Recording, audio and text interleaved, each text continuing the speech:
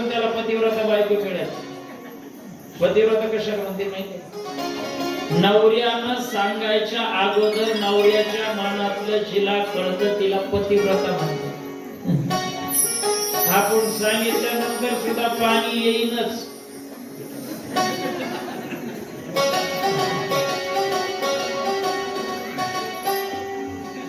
काही नाही, आपलं सगळं सगळ्यांचं सारखं आहे, काही बोलत नाही. काही नाही, आमच्या गुरुजी पतिव्रताची काय सांगायची, गोड सांगायची. पतिव्रता रावणाची म्हणतो तरी बायको पतिव्रता. पतिव्रता कोणाला म्हणतात? म्हणे एक बाई पतिव्रता होती आणि नवऱ्यानं काम सांगायच्या अगोदर तिला कळलं. त्या पतिव्रतेच्या जोरावर महाराज उर्मिलेने सूर्याला थांबवलं. बरोबर आहे? आजच प्रसंग येईल पुढे. पतिव्रतेच्या जोरावर काही करता म्हणून ती बाई पतिव्रता नवऱ्याच्या आज्ञेत राहणारी, नवरा जे सांगेल त्याच्या अगोदर वागणारी, करणारी, सगळे काम अनुसार करणारी. एक दिवस तिच्या जवळ सखूबाई येऊन बसली. इथंच आहे का? जवळच शेतलं म्हणते. आणि मग ती येऊन बसली. ही पतिव्रता बाई आपलं ते उखळात मुसळ असतं ना, आणि काही कांडण करत बसली होती. त्या मुसळाने असं फुटत बसलेली असताना तेवढ्या तिचा नवरा आला. आणि नवरा आला, नवऱ्याला पाणी द्यायला ही उठली. महाराज ते मुसळ वर होतं, वरचं मुसळ वर सोडलं आणि नवऱ्याला पाणी द्यायला उठली. काय पतिव्रताची ताकद! ते मुसळ वरच्या वर राहिलं. जवळ बसलेली सखूबाई अशी दुर्बीण लावून पाहत बसली. बाया, हिला काही चटकी येते का काका? ती अशी पाहत बसली. तिला पाणी दिलं. पाणी दिल्यावर तिलाच विचारलं, होय ग, मी काय म्हणते? सरला बाई म्हणे काय? तिला नाही ना आता कोणी? सरला बाई म्हणे अगं ते मुसळ वर फेकलं, तशीच पाणी आणायला गेली. ते तसंच वर राहिलं, खाली कसं आलं नाही. त्याला काही वर लावलं का, चटकी केली का? ते म्हणे अगं कसं नाही, मी माझ्या नवऱ्याच्या आज्ञेत राहते. लोक मला पतिव्रता समजतात, पतिव्रतेचे गुणधर्म माझ्यात बरेच त्यांना दिसतात. आणि माझ्या नवऱ्याच्या सेवेच्या बळावर मी वर फेकलेलं मुसळ वरच राहते. म्हणे पतिव्रताची ताकद. ही घरी गेली. ही म्हटली तूच पतिव्रता होती का? काय मला माहित आहे ना का? तुझ्या चाकरी तूच निघाली, तुला माहिती राहायला लागली. मी काय साधी का, मी काय अशी का, मी काय तशी का? नाही पुढे मोठा नागवर करून निघाली. काही वाटाणा बी मी लय पतिव्रता, मी काय साधी का? तिचा नवरा बाहेर गेलेला होता. कपड्याला कपडा खोसला, दारात नवऱ्याची वाट पाहत बसली. जे नवऱ्याला मी काय म्हणते, मी काय म्हणते, ते म्हणतो काय म्हणते? उद्या तुम्ही गावात जायचं. आणि मग मी तेव्हा काहीतरी कांदत बसलेली राहील मुसळ घेऊन, उखळा मुसळ. आणि मग महामुसळ वर जाईल. अशा टायमाला तुम्ही घरात यायचं आणि मला पाणी मागायचं. आणि मग मी ते मुसळ वर फिरलं का वर राहील आणि तुम्हाला पाणी देईल. तुम्हाला चमत्कार दाखवली. मग पतिव्रता झाली. महाराज भक्ती पतिव्रता तसं नाही. दुसऱ्या दिवशी नवरा आंघोळीला वाढला, तिने सकाळी उठला. जसा बाहेर काढला महाराज, त्याला दात घासायला काय, त्याला काय याचे दात, त्याचे दातही नीट घासले. आंघोळीला काढला, 3 वाजऱ्या फुटल्या त्याच्या अंगावर, त्याचा मन निघाला. वारे पतिव्रता. गडी बाहेर गेला, चहा पाणी घेऊन दुपारी आला. उखळ मुसळ घेऊनच बसली. मुसळाने काढली होती. मुसळ वर गेलं. तेवढ्यात नवरा म्हणला मग पाणी दे. जेव्हा तिला पाणी मागितलं, तिने मुसळ वर सोडलं, पाहायला गेली. वर थांबत खाली गेलं. माय जसं मुसळ खाली आलं आणि सखूबाईच्या बसाळ्यावर बसलं. तिची बत्तीशी पडली की खो खो खो खो. याला पतिव्रता म्हणत नाही. म्हणतो तरी पतिव्रता आहे. आणि आपल्या पतीला सांगतो लंकेश महाराज रावणाला सांगतो, मालक राम सामान्य नाही. तुम्ही आता तरी रामाशी सलोखा करा, रामाच्या चरणाशी लीन व्हा, प्रभू रामाची क्षमा मागा. आणि खरं सांगू का, माणसाने कधी कधी बायकोचं ऐकलं पाहिजे. ऐकलं पुढचं ऐका, पुढचं ऐका. कधी कधी शब्दाला कंसातलं लक्षात ठेवा पाहिजे. चांगलं असलं तर कधी कधी बायकोचं ऐकलं पाहिजे, पण बायकोचं ऐकून टोले खायची बारी नाही आली पाहिजे. हे महत्वाचं.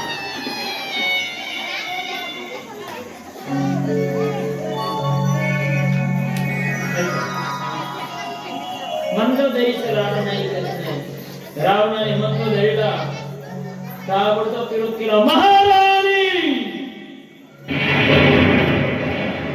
हमारे लंका में ऐसा कभी नहीं हो सकता.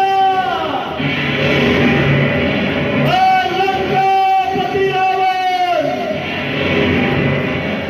राम के चरणों में गिरने नहीं आया, राम से युद्ध करने आया है.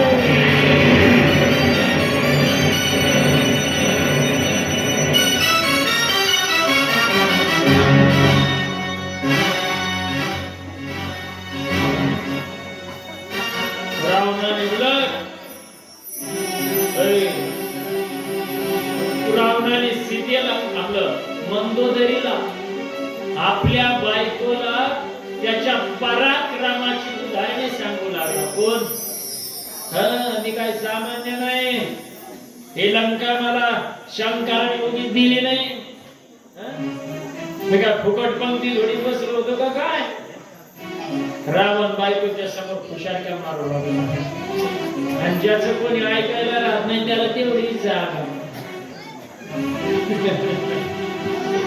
बोलायला लागला. रावण बायको समोर खुशालक्या. रावण मंदोदरीला वाटलं हे काय ऐकण्याच्या स्थितीत नाही.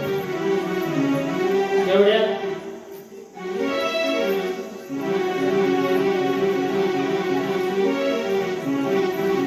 राम, लक्ष्मण, सर्व वानर सेना, अस्वल, जांबवंत महाराजांसहित सर्वजण इकडे समुद्राच्या तीराला येऊन ठेपले होते.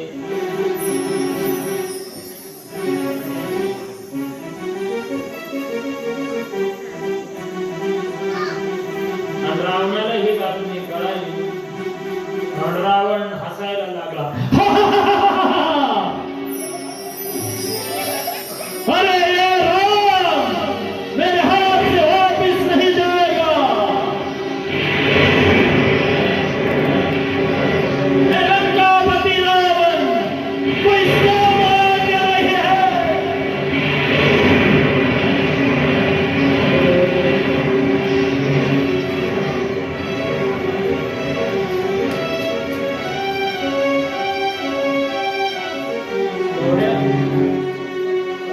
रावणाचा लहाना भाऊ विभीषण सत्व दुनिया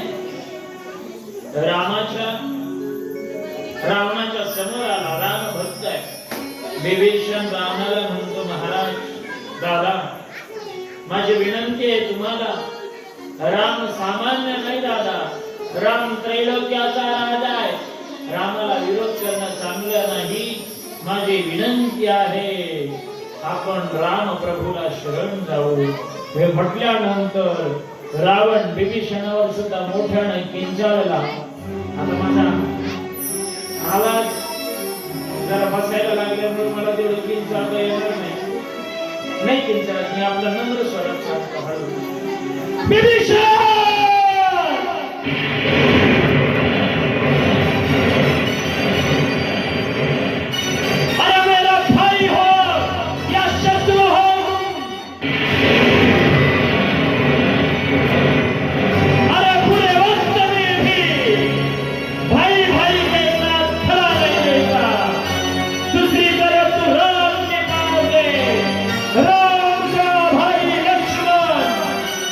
राम के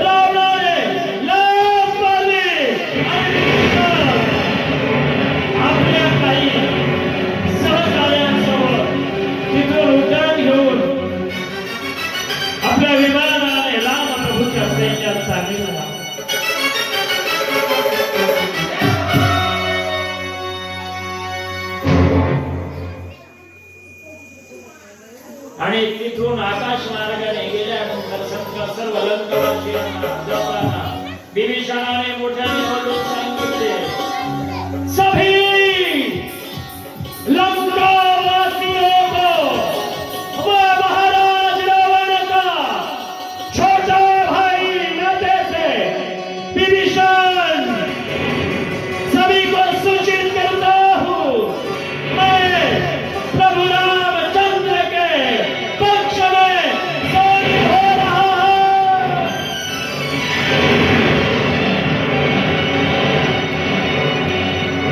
आकाश मार्गाने रामचंद्रांच्या सैन्याकडे जाऊन पोहोचला। तिथे त्याची परीक्षा होते। विभीषण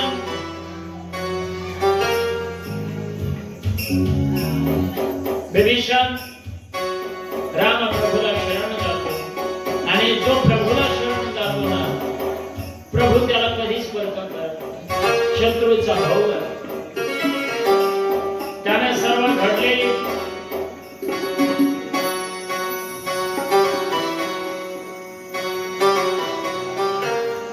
सगळी माहिती राम प्रभूला सांगितली। खरं म्हणजे विभीषण अशा वेळेला रावणाला सोडून रामाकडे येणं हे रावणाचा हसू होण्याचे एक लक्षण।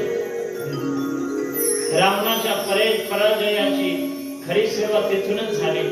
पण रामायण महाभारत बरं का महाराज, याच्यातून एक गोष्ट शिकली पाहिजे, आपला विनाश, आपला पराजय, आपली हार तेव्हाच होते। तरुण मंडळ, आपला पराजय, आपली हार आणि आपला नाश तेव्हाच होतो, आपलं वाटोळ तेव्हाच होतो ज्यावेळेस आपल्यातले काही फितूर बनतात। महाराज समोर शत्रू आहे, त्याच्यापेक्षा जवळचा दगाबाज मित्र ओळखा। विभीषण राम प्रभूच्या सैन्यात गेला, प्रभूला शरण गेला। तुलसीदासजी म्हणतात, नंतर राम प्रभूने समुद्राचं पाणी मागितलं आणि विभीषणाला भावी लंकाधिपती, लंकेचा राजा म्हणून घोषित केलं, त्याचा राज्याभिषेक केला। जे वैभव रावणाने स्वतःचे मस्तक 10 वेळा अर्पण करून कष्टाने शंकराकडून प्राप्त करून घेतलं होतं, ते सर्व वैभव राम प्रभूने विभीषणाला बिना कष्टाचं दिलं, काही कष्ट न करता दिलं। तुलसीदासजी म्हणतात, अशा कृपाळू देवाबद्दल काय बोला। मग श्रीरामाने सुग्रीव, विभीषण वगैरे सर्वांना समुद्र कसा पार करायचा म्हणून प्रश्न विचारला। सर्वजण म्हणायला लागले, लक्ष्मणजी म्हणजे प्रभू एक बाण सोडा, आणि बाण सोडून एका बाणात समुद्र संपूर्ण शोषून घे, तुम्हाला काय करणं शक्य नाही। करीशील तरी नव्हे काही, राईचा डोंगर पर्वत राई, आपुले करुणेची साई करीव आई मजवरी। काय होणार नाही प्रभू, सर्व जग तुमच्या सत्तेने चालतंय। समुद्रे रेखा ओलांडावी ही आज्ञा माझी, पर्वती बैसकान संडावी, समुद्र रेखा ओलांडावी, प्रभूची आज्ञा। प्रभू एका बाणात संपूर्ण समुद्र शोषून घेऊ। प्रभू म्हटले, शेवटी नाही काही झालं तर तेच करावं लागणार, पण जगाचा बाप कृपानाथ राम प्रभू 3 दिवस ध्यानाला बसले। किती दिवस? समुद्राची प्रार्थना करायला, तिकडे लक्ष द्या, समुद्राची प्रार्थना करायला जगाचा बाप 3 दिवस ध्यानाला बसला, तरी समुद्र प्रसन्न झाला नाही। कोणाला? रामाला।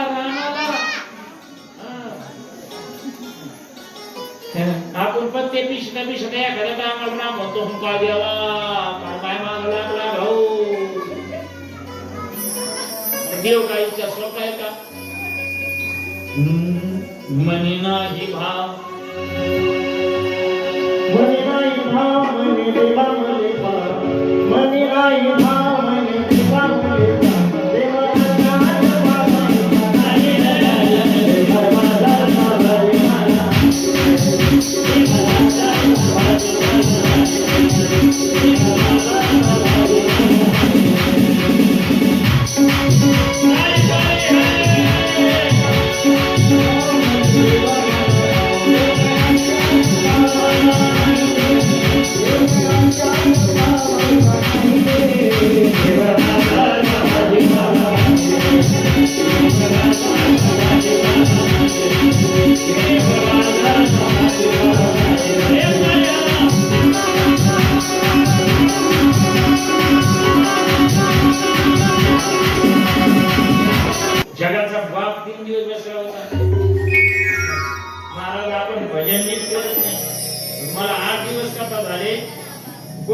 सांगितले गावात 18 सप्ते होते, पण अजून तुम्हाला कधीला हात वर करायला सांगावं लागते. मला वाटतं केलेल्या सत्याचा परिणाम झाला पाहिजे.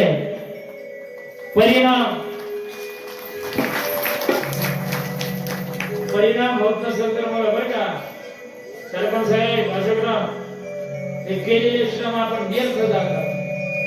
एखाद्या सप्ताहात एखाद्या कधी 2-4 पोरांनी तरी माळी घातल्या पाहिजे, 4-2 पोरांनी तरी दारू सोडली पाहिजे. हो, तिला कोणी देत नाही, एक सुद्धा नाही. काही शपथ पाणी नाकाचं दरबार पियत असलं तर त्याचं वाट होईल ना.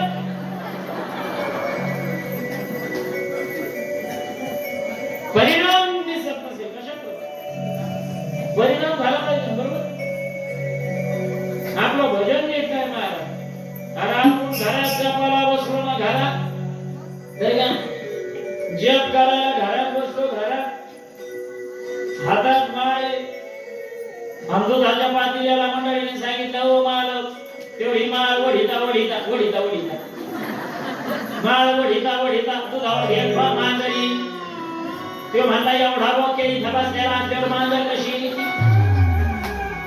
पण मांजर नसती. याचं भजन चालू, रामकृष्ण हरी रामकृष्ण हरी असं माळ वढितो, रामकृष्ण हरी रामकृष्ण हरी रामकृष्ण हरी. आणि तेवढ्यात मांजर तुझ्या पाती एकच चालली. दर्याला पूजा सोडून उठता याय ना, जो मोठे म्हणतो रामकृष्ण रामकृष्ण रामकृष्ण. माळीचा जोर वाढला, पण मांजरीने जसं दुधाच्या पातेल्यात तोंड घातलं, याला पूजा करता करता उठता येईना, आसन सोडता येईना. याने जशी माळ धरली आणि मांजरीच्या दिशेनं फेकली, मांजरीला लागली नाही माळ. माळ मांजरीच्या गळ्यात, मांजर पुढं नेऊ का मागे. अशी देवाशाने पाहायचा नाही, आशाने नाही भेटत ते.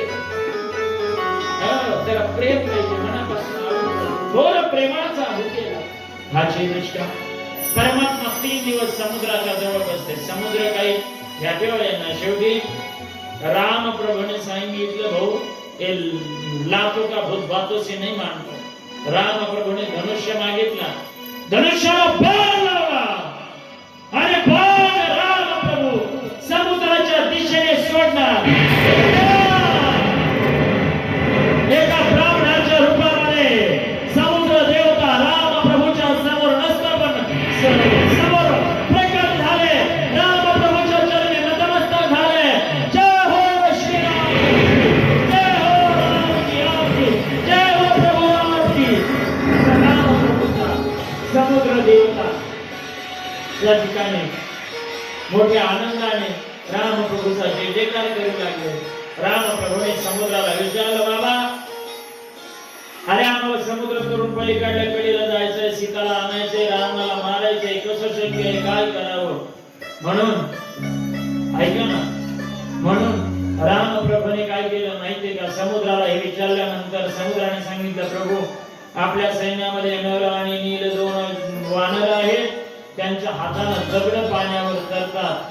म्हणून प्रभूने त्या नर नीलाला त्या ठिकाणी दगड पाण्यावर तरण्याकरता त्यांना तरतात म्हटल्यानंतर त्यांच्या हाताने समुद्रात दगड टाकून सेतू बांधायचं ठरवलं. ऐकावं, त्यांना दोघांना अभिमान झाला. ते म्हटले, आमच्याशिवाय बाबर एवढे वानर आहेत, आमच्याशिवाय हाय का कोणाचं काही काम इथं. हा, शेवटी आम्हीच कामाला आलं की नाही, एवढं बस गबाळ देवाने सगळं आणलं, आमच्याशिवाय काही होतंय का. असं बरेच वानराला वाटतं ना, आमच्याशिवाय काहीच होत नाही. म्हणून त्यांना गर्व झाला, अभिमान झाला. प्रभूच्या गोष्ट लक्षात आली. त्यांनी फेकलेले दगड पुन्हा सगळे समुद्रातल्या प्राण्यांनी विस्फोटून लागले. त्यांचा पूल मोडून गेला रात्रीतून. दुसऱ्या दिवशी सर्व वानरांनी राम प्रभूच्या नाव लिहायचं आणि मग दगड पाण्यामध्ये टाकायची. राम नामाने दगड तरली मागतात. राम राम राम राम राम असं त्या दगड काय छोटले नाही. तिथं हनुमंतराय दगड उचलायला म्हणल्यावर पर्वतच उचलून टाकायची. राम लिहायचं. राम प्रभूंनी विचार केला. राम प्रभू म्हटले, अरे आपल्या नावाने दगड तर प्रयोग करून पाहू. एखाद्याला वाटतं ना याच्या प्रचाराला मी गेल्यामुळे हा निवडून आला, मग आपणच उभा राहतो. त्याच्या प्रचाराला मी गेलो म्हणून तो निवडून आला, मग आपण बरोबर वाटतं ना. देवाने विचार केला आपल्या नावाने दगड करते, मग आपण एखादा दगड टाकून पाहू. पण जरा चुरून टाकला नाही टाकला तर आपला आत्मा. म्हणून रामप्रभूने एका बाजूला गेले आणि आपल्या हाताने बारीक दगड टाक आपलं बरं का असं मोठा दगड टाकलं. ते दगड टाकलं का दाब लगेच खाली गेला. रामप्रभू म्हणजे जरा बारीक टाकून पाहू. तेव टाकलं तेव उडालं. तिसरा असा बारीक खड्यावर घेतला टाकलं तेव उडालं. मागं पाहिलं आपल्याला कोणी पाहिलं का नाही. मागं पाहिलं तर हनुमान हात जोडून उभा. प्रभू म्हणजे हनुमंतराय तुम्ही कधी आले. ते म्हणजे देवा पहिल्या दगडापासून मी तेवढे हनुमानला कोणाला सांगणार नाही. आता कसं आहे ज्याला नवीन सायकल शिकायची त्याला माहिती राहत ते सायकल माणसात शिकत नाही. पटांगणाला जातं एक तास पडलं तरी कोणाला दिसलं नाही. आणि पहिला पाहणं माणूस रस्त्याला आपटलं का पहिलं आपल्याला काय लागलं ते नाही का आपल्याला कोणी काय हनुमान म्हणजे प्रभू म्हटले हनुमानला कोणाला सांगणार नाही सांगणार देव. म्हणजे एक काम करा तुमच्या हाताने दगड तरतात तर माझ्या हाताने का तरत नाही. हनुमानाने दिलेलं उत्तर घेऊन जा. एक मिनिट मला हनुमानाने दिलेलं उत्तर असे हनुमान जे म्हणतात प्रभू एक तर तुमच्यापेक्षा तुमचं नाव श्रेष्ठ आहे. तुझ्या नावाचं तुझं नकळे मेघश्यामा. आणि दुसरं कारण असं आहे प्रभू आमच्या हातून जो दगड निसटतो आम्ही त्याला तुमच्या नावाचं लेबल लावून सोडतो म्हणून तो बुडत नाही. पण प्रभू तुमच्या हातातून जो निसटला तो तरेल कसा. ज्याला तुम्हीच सोडून दिले तो तरणार नाही. प्रभू तुम्ही ज्याला झेलून धरले तोच तरेल ना.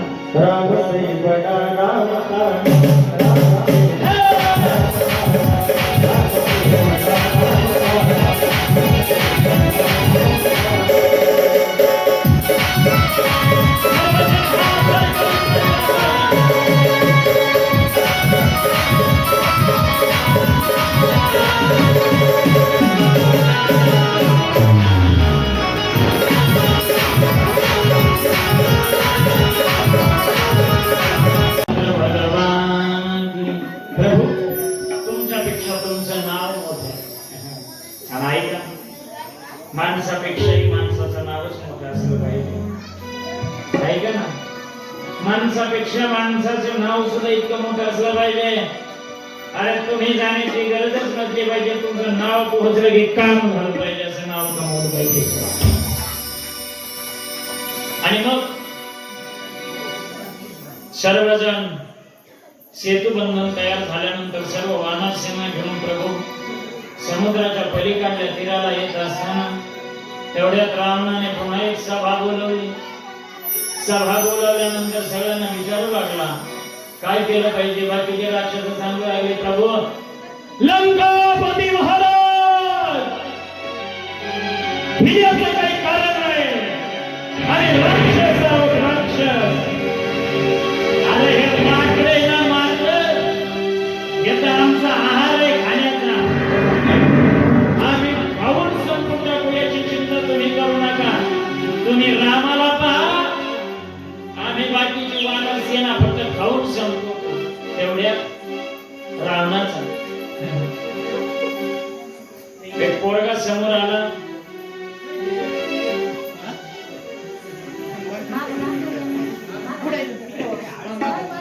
काय केलं ते.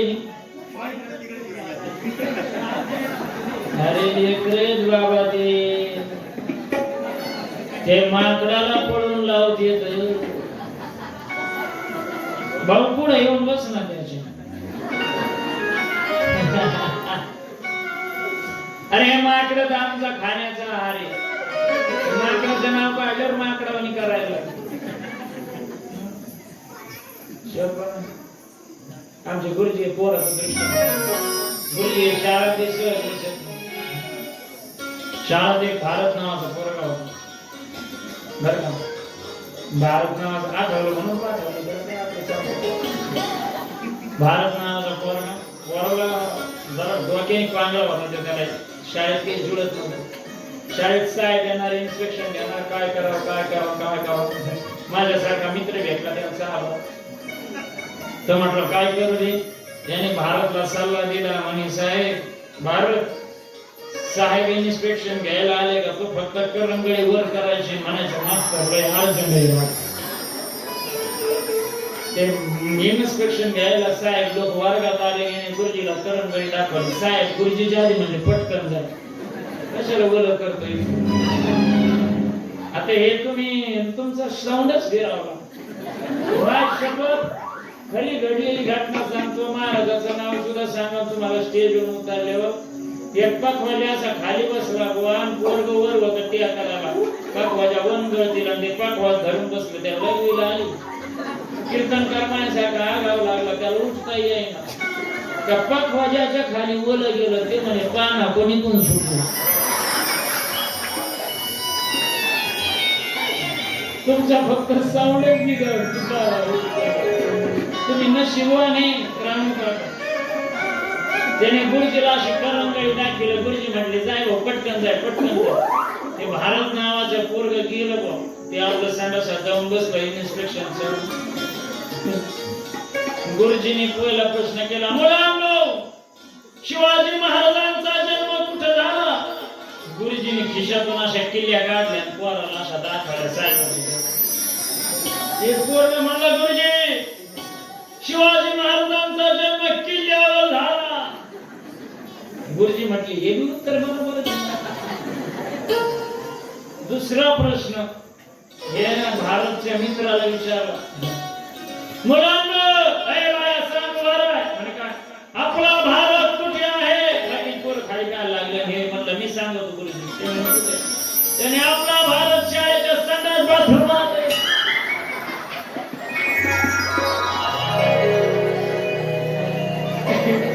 चला पुढे होतो आपण.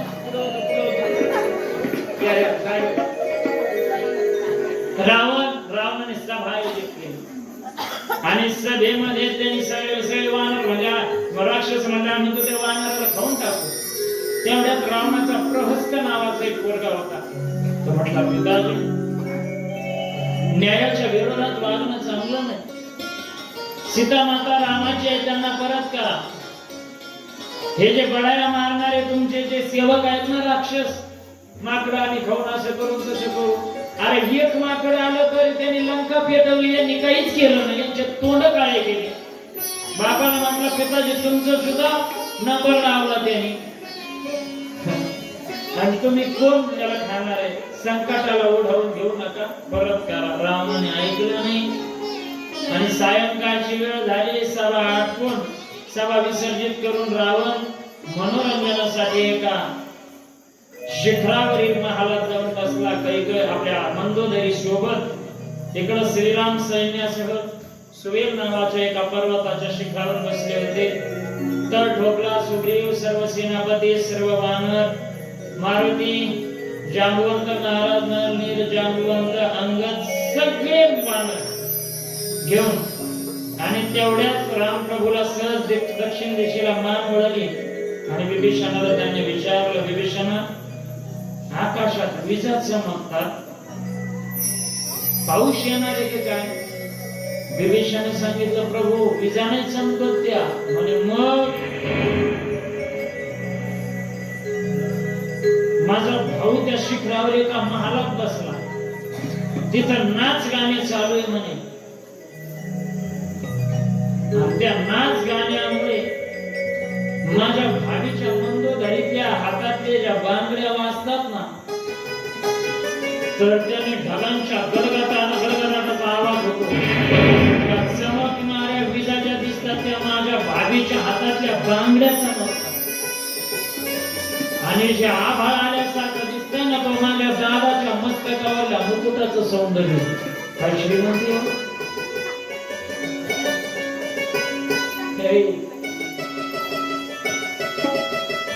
लक्षात घ्या.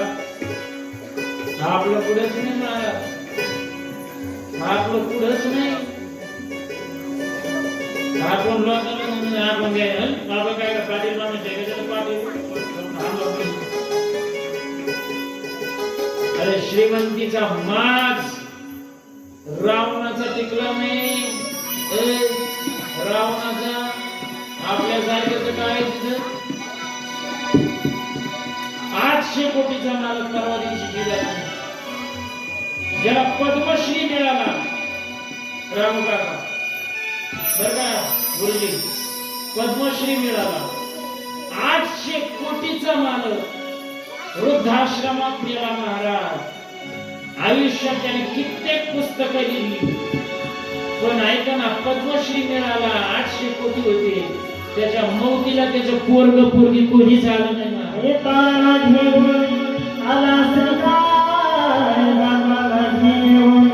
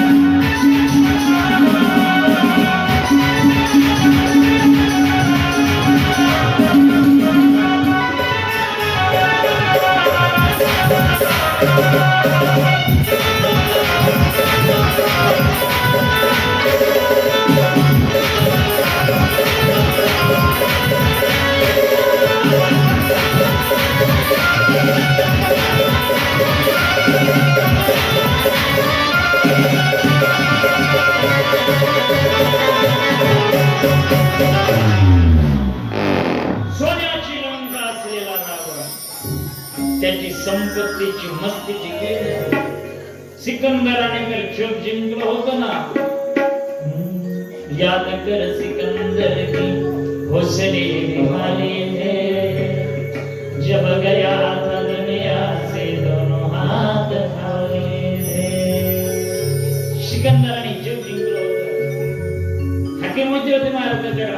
हाकीम म्हणजे कशाला म्हणतो माहिती तुम्हाला. जुन्या काळातल्या स्त्रिया वैद्याच्या समोर येत नव्हत्या. मग त्या राणीला तिच्या महालामध्ये द्वारा बांधायचा. तिच्या हाताला बांधलेला द्वारा राणीच्या हाताला बांधलेला द्वारा त्या वैद्याच्या हातात द्यायचा. आणि ते द्वारा काही अंतरावर पाहून त्या वैद्यानं राणीला कोणता रोग झाला ते चिठून सांगायचं. हाकीम वैद्य होते सिकंदराकडे. हाकीम द्वारा पाहून रोग सांगायचे.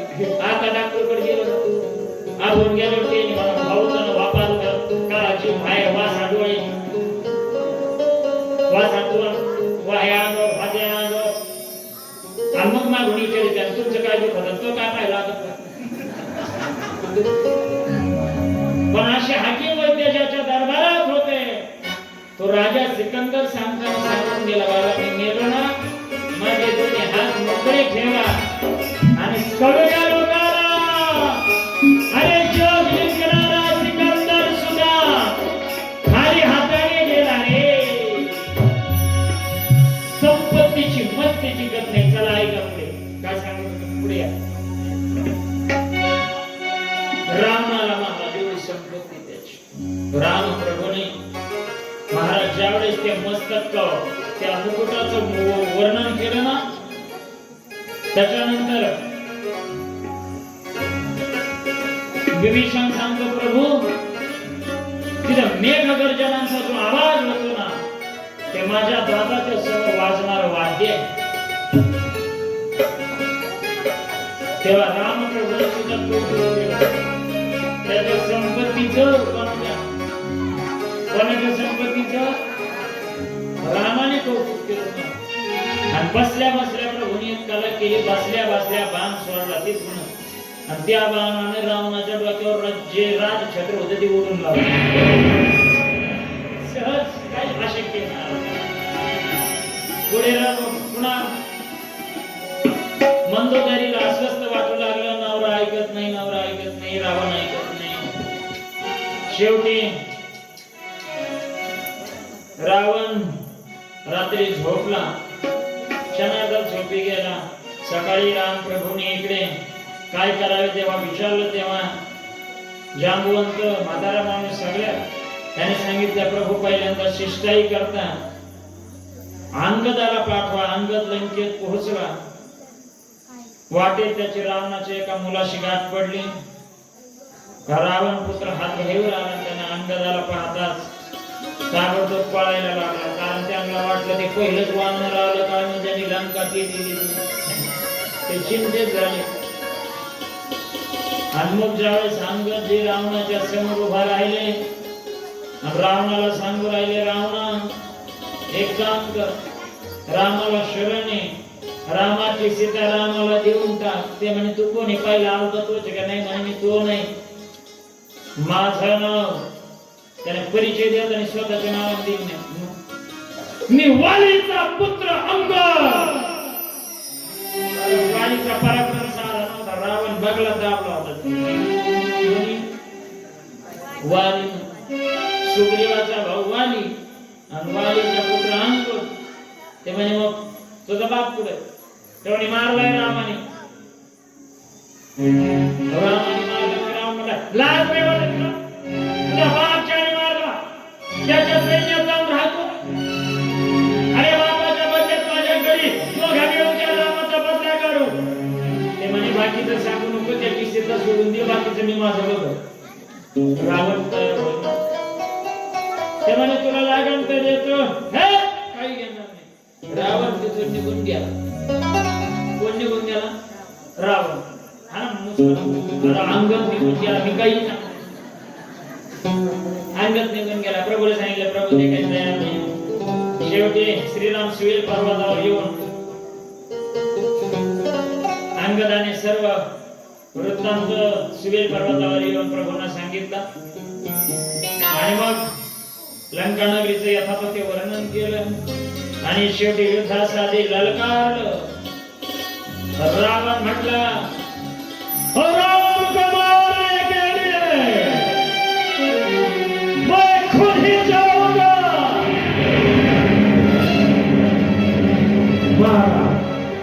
राम आणि रावण दोघांचं युद्ध पहिल्या दिवस आहे.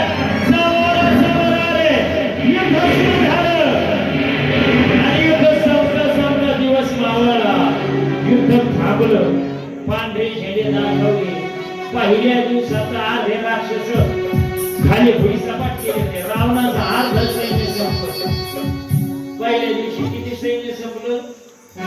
अर्ध सैन्य संपलं. रावण अर्ध झाला. काय करावं? रावणाचा पुत्र मोठा एवढाच राहिला होता. त्याचं नाव आहे मेघनाद. आणि तो समोर आला आणि आपल्या बापाला म्हणायला लागला, पिताजी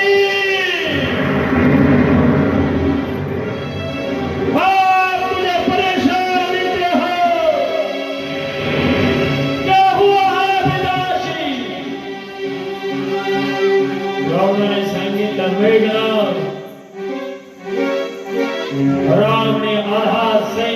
खत्म करके डाला है। मेरा पिताश्री चिंता ना कीजिए, मैंने तो युद्ध में देवों का राजा इंद्र को भी हराया था, इंद्र को भी पराजित किया है, तब से ही मेरा नाम इंद्रजीत रखा गया है। ये इंद्रजीत जाएगा और सबको मार कर ही वापस आएगा।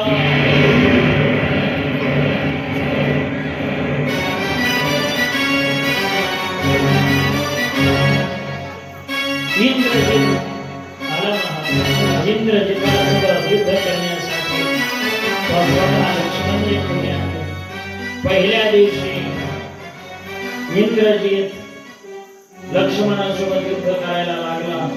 लक्ष्मणजी मूर्छित झाले, बाण लागला ब्रह्मास्त्राने। इंद्रजित मूर्छित, लक्ष्मणजी मूर्छित झाले। युद्ध थांबलं, इंद्रजित हसत पळाला। राम प्रभूच्या डोळ्यात अश्रू आले। आपल्या लहान भावाचं 14 वर्षाचा वनवास प्रभूला आठवायला लागला। राम प्रभूने जगाच्या बापाने आपल्या लहान भावाचं डोकं आपल्या मांडीवरती घेतलं। प्रभू लक्ष्मणाला सांगत होते, लक्ष्मणा एकदा तरी डोळे उघडून माझ्याकडे पाहे। लक्ष्मणा माझ्या सेवेसाठी 14 वर्ष मी राहिला आहे। काय प्रेम आहे लक्ष्मणा माझा। लक्ष्मणा तुझ्यासारखा भाऊ जगाच्या पाठीवर कुणाला मिळणार नाही। लक्ष्मणा 14 वर्षाचा वनवास करते मी, माझ्या सामर्थ्याने इंद्रजिताला मारेल, कुंभकर्णाला मारेल, रावणाला मारेल। लक्ष्मणा सीतेला सोबत घेईन,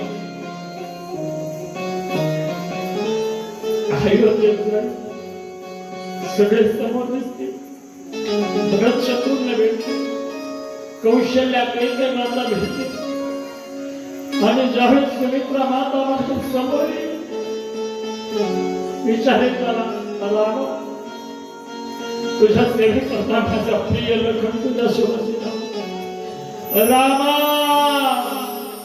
कुठे माझा काय उत्तर देऊ माझ्या आई, काय उत्तर देऊ सुमित्रा मातेला रामा।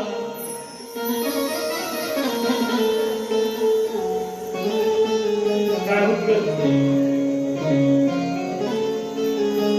लक्ष्मण एकदा बोलले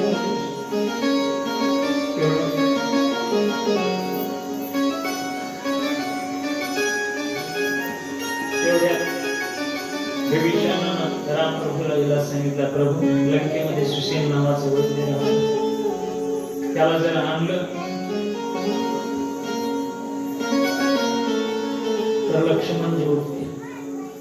लक्ष्मणजीला जर शक्तीचा प्रहार झाला त्याचं औषध त्याच्याकडे आहे।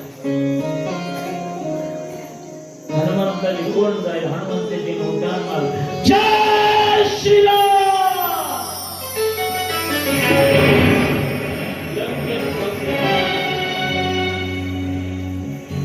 लंकेत पोहोचले आणि त्या सुसेन वैद्याला उठवायचं आणि हे करायचं, आणि ते म्हणे याला जर म्हटलं असं चला तसंच तर हे म्हणलं माझं ते काय कानात घालायचे, वाई घरी राहिले, गोळ्या घरी राहिले, औषधी घरी राहिली, दवाखान्यात सगळंच डॉक्टर उठले।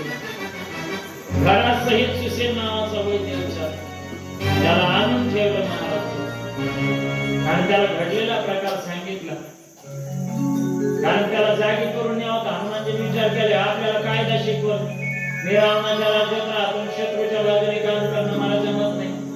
झोपेतच उचलला, घरासहित उचलला, तिथे गेल्यावर सांगू म्हणे याला सगळं, आणि कसा नीट करत नाही, कशी औषधी सांगत नाही त्याच्याकडे हनुमानजीने त्याला आणलं, सगळा घडलेला प्रकार सांगितला। त्याने सांगितलं ही जी वल्ली आहे ना ती माझ्याकडे नाही, द्रोणागिरी पर्वतावर जा आणि ती वल्ली हनुमानजी द्रोणागिरी पर्वतावर गेले। पुन्हा हनुमानजीने विचार केला आता जर पर्वतावर गेलो जर वल्ली नेली तर हे चुकीची सांगत तो काही सांगत हनुमानजीने पर्वत उचलला महाराज पुराणामध्ये आणि पाठीमागे येताना नेमकं नंदी ग्रामामध्ये भरत होता भरताचं लक्ष गेलं लक्ष गेल्यानंतर हनुमानजीला बाण लागला आणि बाण लागल्यानंतर हनुमानजी खाली हनुमानजीच्या नाभीत लागला हनुमानजीने विचार केला हा बाणाने ज्या अर्थी मी खाली येतोय त्या अर्थी हा बाण सामान्याचा नाही हा रघुकुलातलाच बाण असतो खाली आले रामासारखे दिसले भरतजी नाव श्रीराम भक्त म्हणून पुन्हा दोघांची भेट झाली घडलेला सगळा प्रकार एकमेकांना कथन करून सांगितलं सगळ्यांची भेट झाली भरताने सर भरताला लक्ष्मणाला शक्ती लागली बली घेऊन चाललो तिला मुक्तमुक्तीला सगळं झालं तेवढ्यात कौशल्या माता काही माता सगळ्यांची भेट झाली लक्ष्मणाची पत्नी दारातुबा होती 14 वर्ष झाले दारातुबी आहे कोण कोणाची बायको हा लक्ष्मणाची बायको 14 वर्ष उभी आहे दारात नवऱ्याला पाण्याचा ग्लास घेऊन उर्मिला ताई भाऊ लक्ष्मण वनवासाला गेला तर उर्मिला दारात पाण्याचा ग्लास घेऊन 14 वर्ष उभी राहिली आता कोरोना झाल्यावर लक्ष्मण क्वारंटाईन झाला तर उर्मिलाने फेकून चपाती हाणली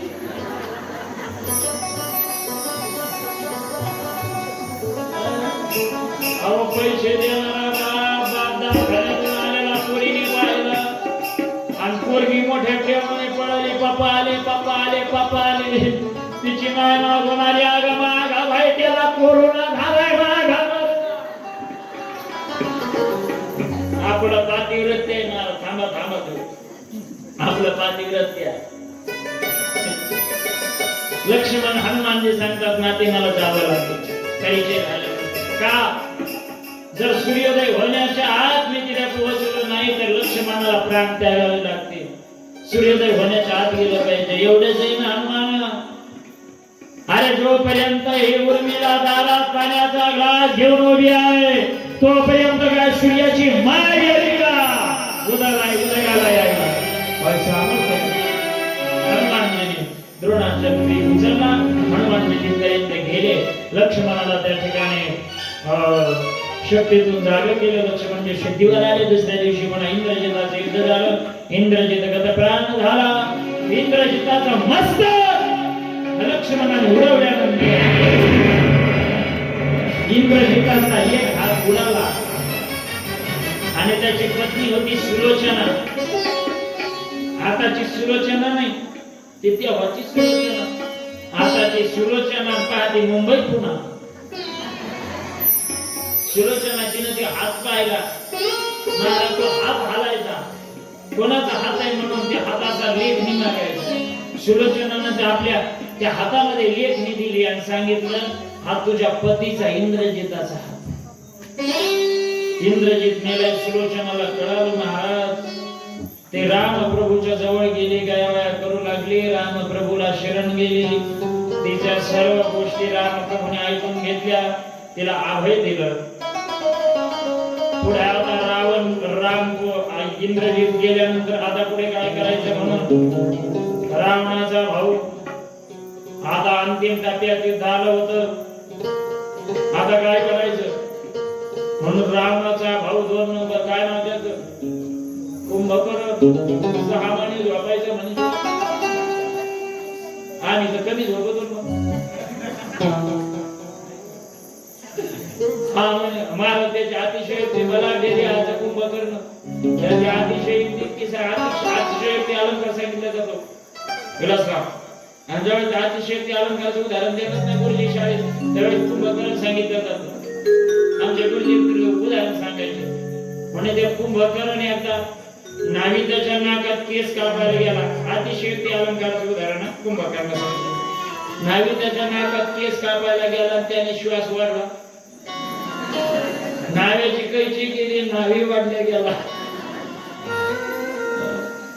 तेवढ्यात आतमध्ये गेल्यानंतर नावी असा काही कात्री सापडायला लागला कुठं नाका त्या भुयाला पुढे गुंडावाला दिसला ते म्हणे भाऊ तू इकडे कस काय ते म्हणे तू काय सापडायला आला नावी बाबा म्हणला मी कात्री सापडतो याला झाला का म्हणे 3 दिवस झाले उठ हरवले भाऊ ते सापडा तू कात्री कुठे आज अतिशय युक्ती अलंकाराचं उदाहरण कुंभकर्णाच्या दृष्टीने दिलं मोठी वाद्य वाजून तो कुंभकर्ण उठवला कुंभकर्णाने भावाला समजावला दादा रावणाने घडलेला प्रकार त्याला सांगितलं त्याने सांगितलं दादा राम शोभा नाही तो अमुके तो तमुके तो कैवल्याचा अधिपती आहे तो जगाचा मालक आहे प्राणांना ते सिद्धीचा अरे देव आहे त्याच्याकडून आले लागतो त्याची बायको त्याला त्या देऊन टाकली कोणाची बायको बळकवणं चांगलं नाही सगळ्यांनी का सांगायला लागला त्यावेळेस रावण कुंभकर्णाला म्हणला कुंभकर्णा अरे तू माझा भाऊ आहेस हा माझ्या बाजूने उभा राहायचं सोडून दिला तू खुशाल मला ज्ञानाचे म्हणजे सांगायला लागला भाऊ संघाला जायचं उभा राहायचं का शेवटी त्याने भावाला वंदन केलं सांगितलं दादा मी आता जातो रामाच्या भाषा बनवतो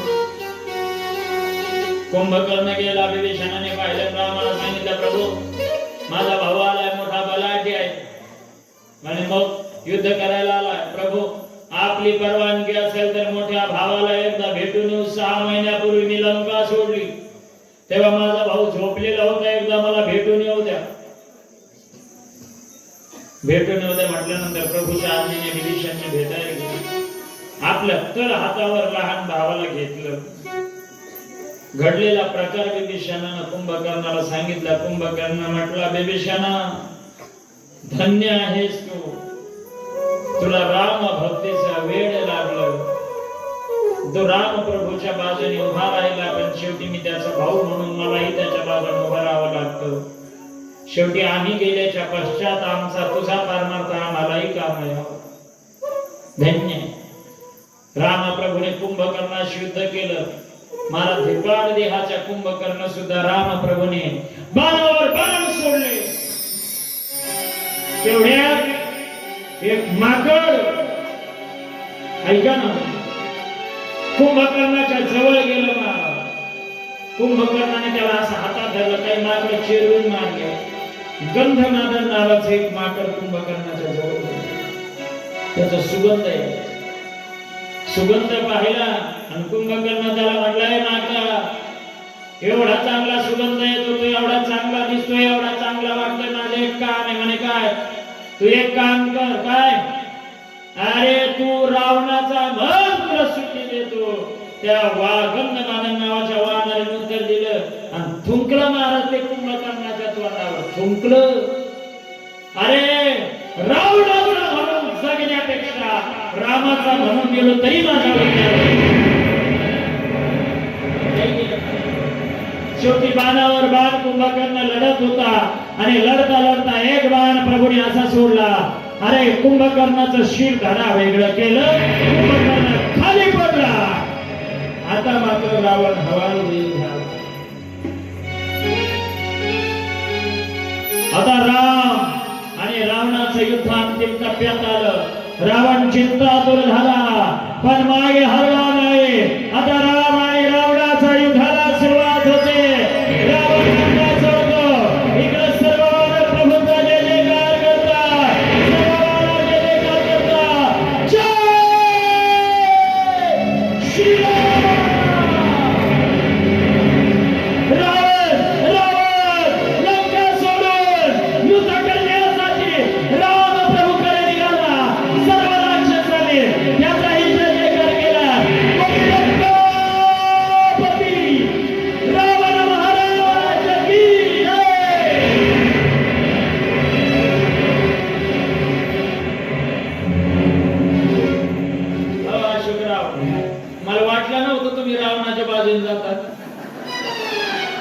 मी लंकापती म्हणल्यावर ते बाबा आहे पण हे तरी रावणाच्या बाजूने गेले हे तरी रावणाच्या बाजूने गेले आमचे अशोकाचे तर पक्के खिलाडी आहेत राजकारणातले याच्यातले ते तिकडून दाखवतील पण मतदान रामाकडूनच करतील हे तेवढंच खरं आहे निघाला रावण लंकेश महाराज की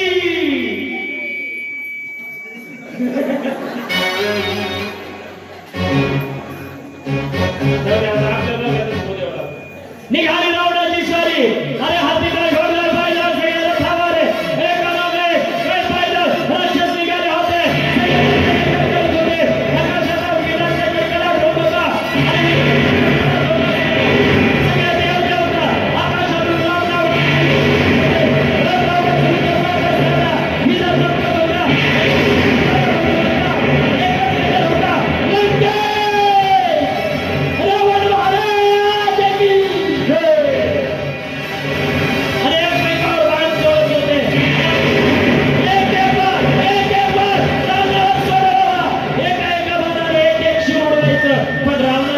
शिर सुटायचं, रावण मारायचं नाही. काय करावं? दुसऱ्या दिवसाचं युद्ध थांबलं. आता युद्धाचा शेवटचा दिवस, आता युद्धाचा शेवटचा दिवस. बरोबर 12:15 वाजता शेवटचा दिवस आला आणि 15 तारखेचा शेवटचा दिवस राम रावणाच्या युद्धाचा. कारण एवढं काही का आम्हाला राम राज्यावर बसवायची काही हो, रावण मारायची. आणि मग विभीषणाने सांगितलं, प्रभू अमृताचा कुंभ कुपिताच्या नाभीमध्ये आहे, त्याच्याकरता अग्निअस्त्र सोडावं लागेल, अग्निबाणाने त्याचा नाश होईल. राम प्रभूच्या रावणाचं युद्ध सुरू झालं. पुन्हा निघाले सगळे राक्षस रावणाचे. पुणे लंकापती रावण महाराज की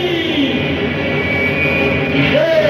बोलिए सियावर रामचंद्र की जय. बोलिए लंकापती रावण महाराज की जय.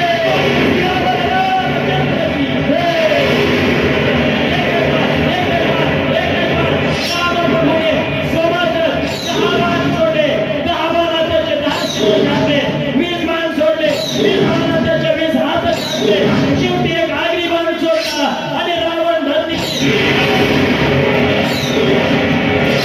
सियावर रामचंद्र भगवान की सगळे सियावर रामचंद्र की. अरे मोठ्याने याला रावण सियावर रामचंद्र की. रावण रावणाची पत्नी मंदोदरी आहे. मंदोदरी प्रभूच्या चरणाला लागली. तिचं सुद्धा सांत्वन प्रभूने केलं. आता तुम्ही विचार करा, रावणाला बायका किती?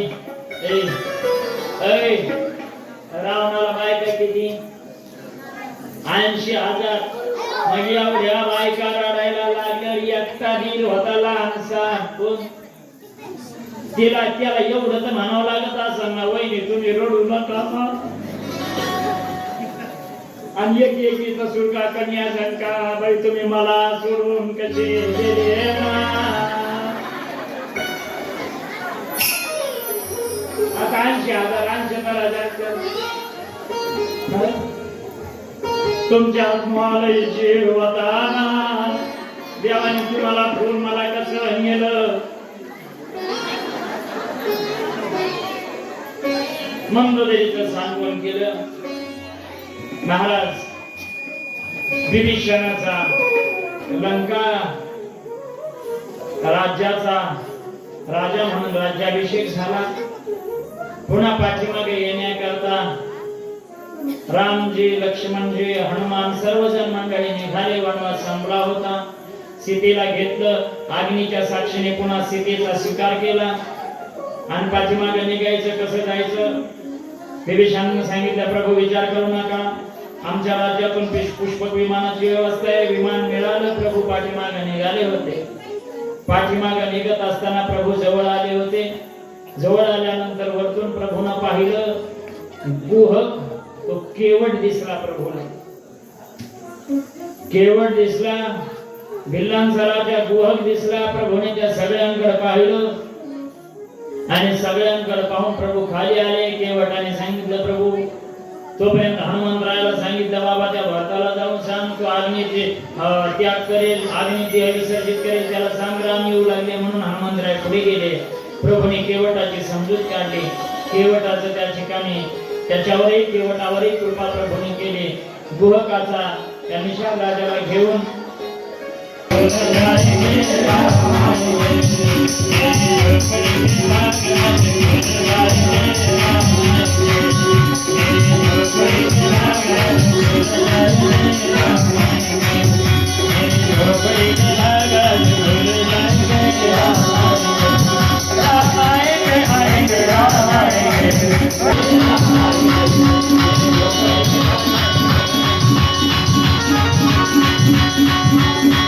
पावन दिवस आहे बघा. पृथ्वीला ओझं झालं आणि ओझं झालं म्हणून ऐका ना, कशाचं पाप वाढलं होतं, अन्याय वाढत चालले होते पृथ्वीवर.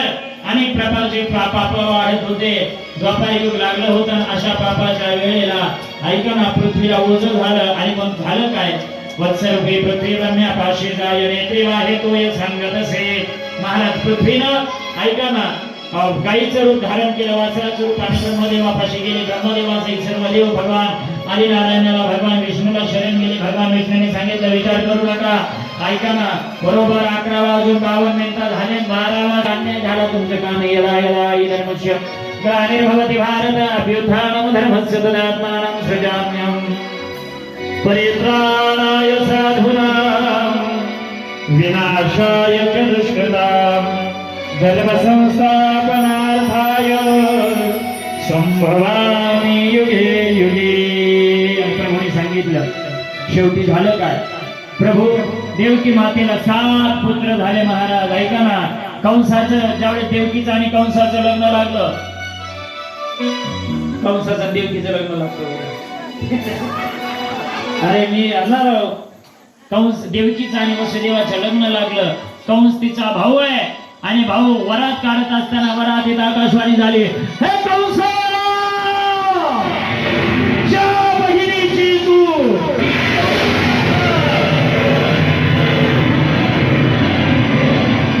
एवढ्या आनंदामध्ये वरात मिळवतोस, तिच्या पोटी जन्माला येणारा आठवा तुझा कर्तनकार ठरला.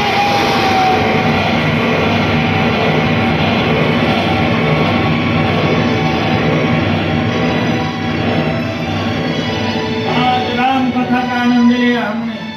अभी 3 तारीख से पैठण तालुका भागवत कथा बंदी शाळेत ठेवलं. नारदानी काढी केली तर 8 एप्रिल मारायला सुरू करायचे म्हणून पहिला मारला, दुसरा मारला, तिसरा मारला, चौथा मारला, 5वा मारला, 6वा मारला. 7वा गर्भ योग मायेने रोहिणीच्या उदरामध्ये बलरामाचा नेऊन ठेवला आणि मग 8वा जन्माला यायचा. श्रावण महिना ऐका ना बस देवकीला दिवस गेले होते. कृष्ण परमात्मा पोटात वाढत होता. पोटात कृष्ण वाढत असताना काय देवकीचं तेज आहे महाराज. कृष्ण जगाचा बाप तिच्या पोटात वाढतो. महाराज देवकीला घोड्या सुद्धायच्या, देवकीला दूध प्यावं वाटायचं, देवकीला मटण खावं वाटायचं, देवकीला कंसाला मारा वाटायचं. देवकीच्या अशी डोळे होती. आपली डोळे सांगितले नाही मला राखच खावं वाटत, मला भीतीचे पोपडे खावं वाटते, मला शिरच खावं वाटत, मला झाडाच्या धापल्याच खावं वाटते. आणि मग ते देवकी मातेला डोहायला लागले. श्रावण महिना आला. श्रावण महिना आल्यानंतर ऐका ना हा कृष्णाष्टमीचा दिवस उजाडला होता. रिमझिम पाऊस चालू होते. स्वर्गामध्ये देवाची दाटी झाली होती. कारण आता अधर्माला न्याय ऐका ना धर्माला न्याय देणार आहे. अधर्म नष्ट होणार आहे. जगाचा मालक कृष्ण कन्हैया येणार आहे. महाराज हे झाडांना पाणी फुटली होती. रिमझिम पाऊस पडत होता.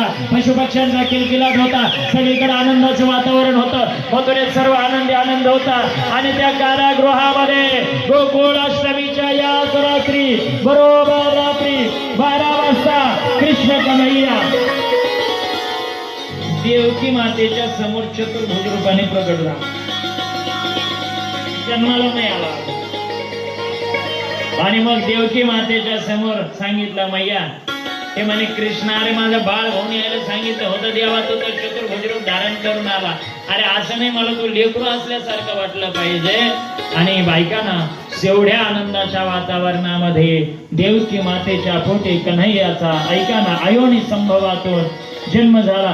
बोलिये बाल कृष्ण भगवान की जय.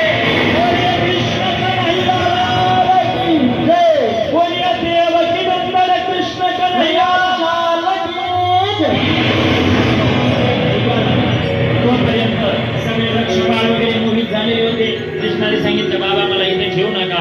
मला नंदाच्या घराला मदनी गोकुळाला माया उपदरी येथे ठेवी मदानी येथे माया आणली. आणि मग झालं काय आता मधला प्रकार तुम्हाला सगळ्याला माहिती आहे. मधला प्रकार सगळ्याला माहिती काय झालं.